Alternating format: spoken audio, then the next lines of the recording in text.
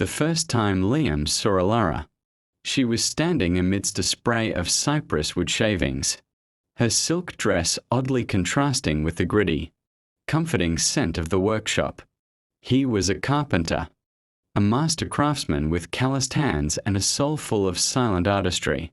She was the only daughter of Senator Thorne, a man whose wealth was measured not in coins, but in generations of influence. Their love was inevitable and immediate. It wasn't founded on grand balls or whispered society gossip, but on shared quiet moments. Afternoons spent in Liam's workshop where he taught her the grain of oak, or moonlit hours by the river where they spoke of futures far, simpler than the one mapped out for her.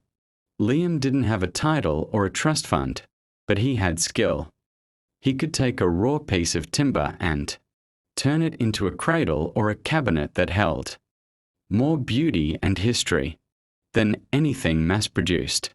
Elara knew his worth. She saw the integrity carved into every line of his jaw and every delicate joint he fitted.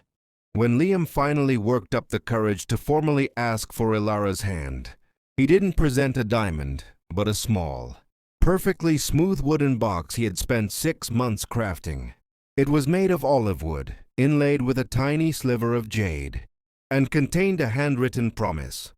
Senator Thorne, a man who saw the world only in ledger entries and political favors, received Liam in the library, a vast room designed to intimidate. He didn't even look at the box.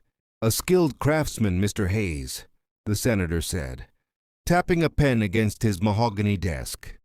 The mahogany was a luxury Liam could only dream of affording. "I appreciate your honesty.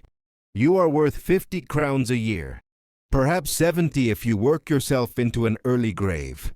My daughter's dowry alone is worth more than every tool in your shop and every stick of furniture you will ever make." Liam stood tall, refusing to flinch. "Sir, I love your daughter. My love is my worth." Thorne leaned back, a cold, final smile spreading across his face. "Love, Mr. Hayes, does not pay for the upkeep of a family estate, nor does it secure social standing. You offer her only toil and worry. You may be a good man, but you are poor, and poverty is a refusal to respect her future." He slid the olive wood box back across the polished surface. "The answer is no. Absolutely not. You will not see Elara again." The words were a physical blow, heavy and non-negotiable. Liam left, not defeated, but shattered. He knew Elara's father was not a cruel man, merely a man who measured life by a different metric. That night, Elara slipped away to the workshop. She found Liam sitting among his tools, his head bowed. She opened the wooden box and read his promise. "He will not change his mind, Liam," she whispered, tears in her eyes. "He wants me married into the proper political family."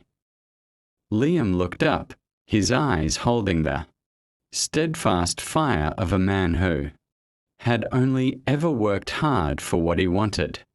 "Then we change his mind, Elara, not with a fortune, but with a foundation." He took out a new piece of wood, simple, unadorned cedar, and began to carve a small, simple heart.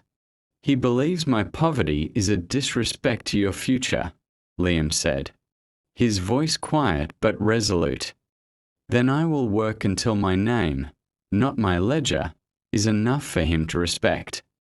I will build my reputation, piece by piece, as I build my tables.